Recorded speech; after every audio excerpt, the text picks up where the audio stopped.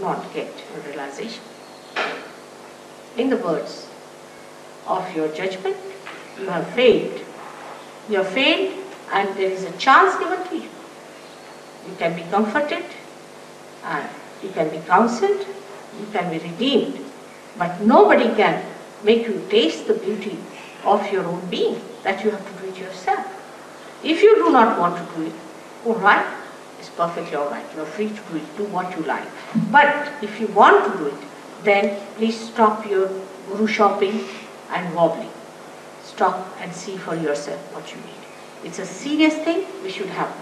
Unless and until human beings are evolved, none of the problems of the world are going to be solved. None of the problems. Take it from me. Whatever they have done by their thinking, say they have created democracy, they have created communism, this, that, all this nonsense, has no meaning at all in reality.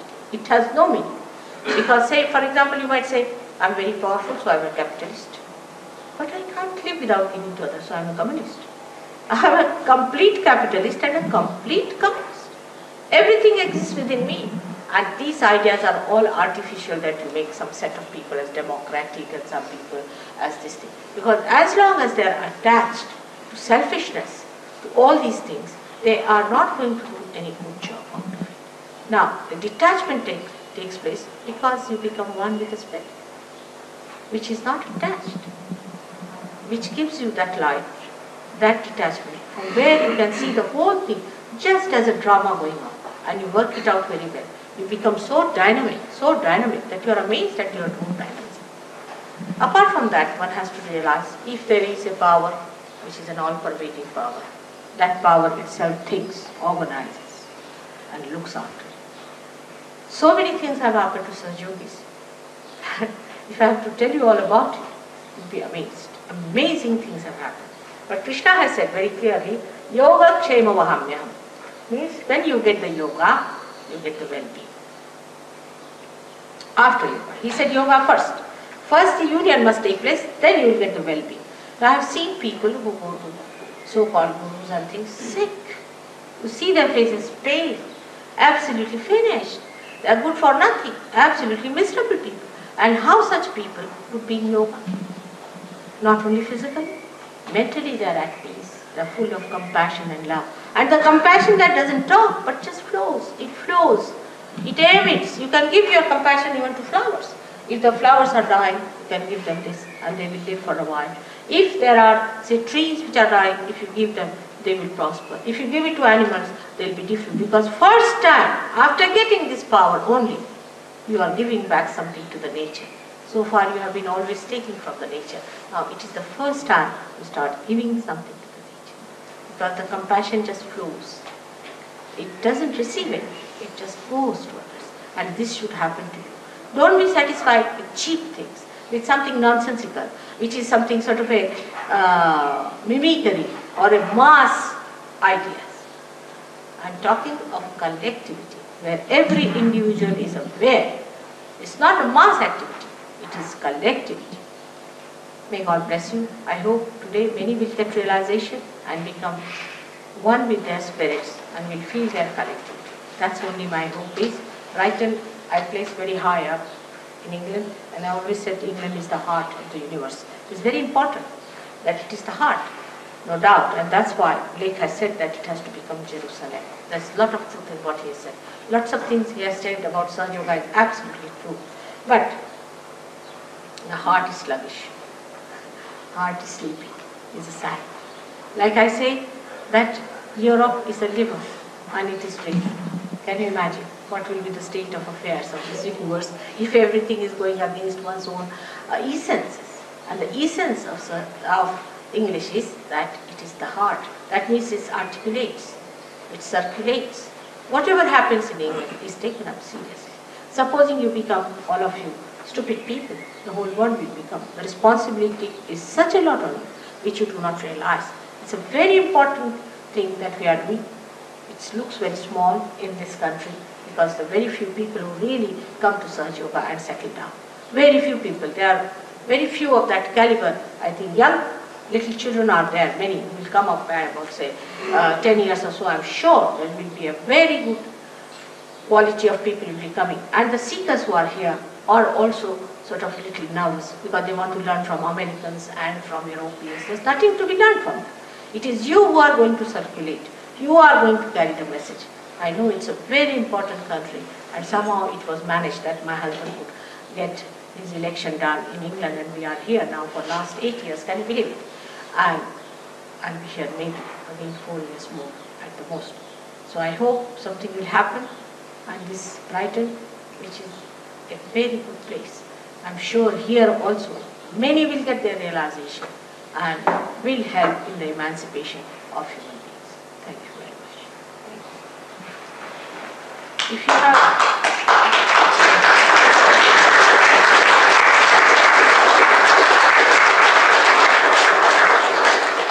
If you have any questions, you must ask me.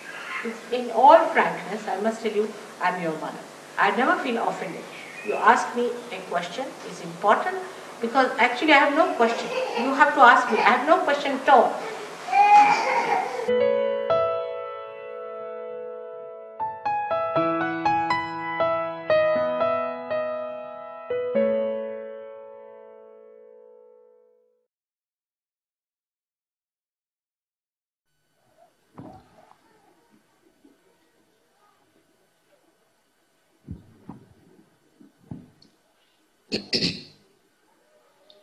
Today we are here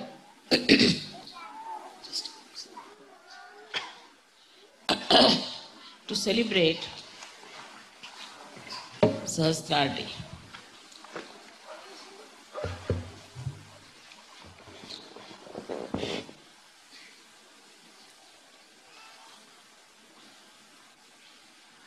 It was not very difficult for me to open the Sahasrara because there were so many seekers in this world. Because, of course, I studied also the permutations and combinations from which you all are, in a way, suffering. Also, the time had come. I felt horrible gurus who are really devils are trying to capture all the seekers. I thought it's high time that Sahasrara should be opened up.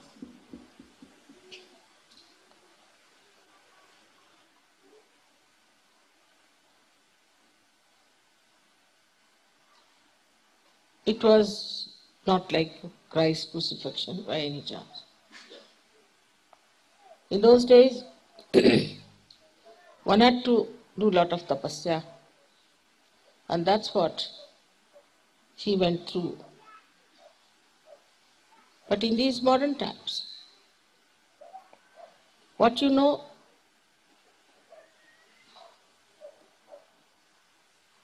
is much more important than what you do. It is such a universal awareness now because of maybe medias, because of communications, because of traveling, that a human mind knows a lot. It knows so much sometimes that its brain cannot even bear it. It is so overloaded with ideas. And also, the human mind is all the time anxious to grasp, absorb, and retain whatever he thinks is knowledge. But he lacks discretion, so all kinds of things are accumulated in his brain in the modern times. Especially with the advent of all these media like television, computers, not a media, but it's quite a complicated brain again. the man had to know the technique of all these things very much. And this technique, if he understood, he could do many things, many more things than your forefathers could do.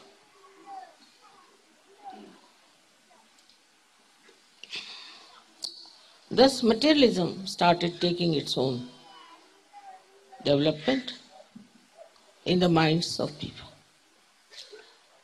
So the curse of human beings at that time was materialism. When I felt that Sahasrara must be opened up.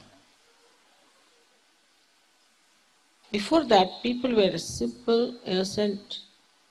They all believed in God. They never doubted.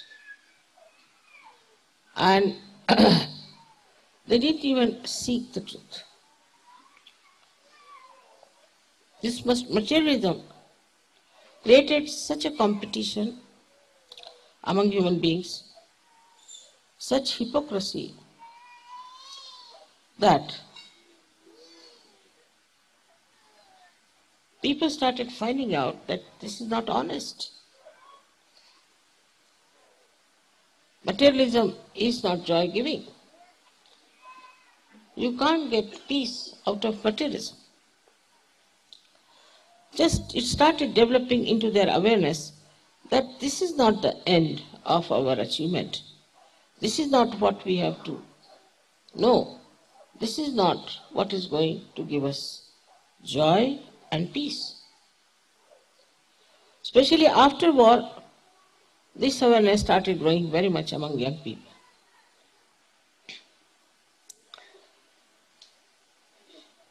This is also because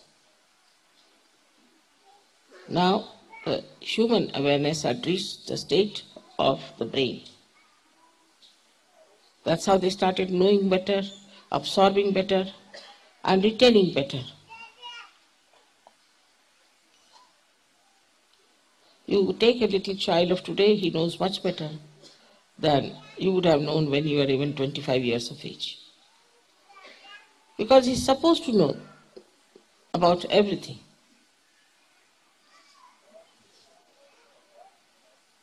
And thus, there was no movement towards knowing what is the truth.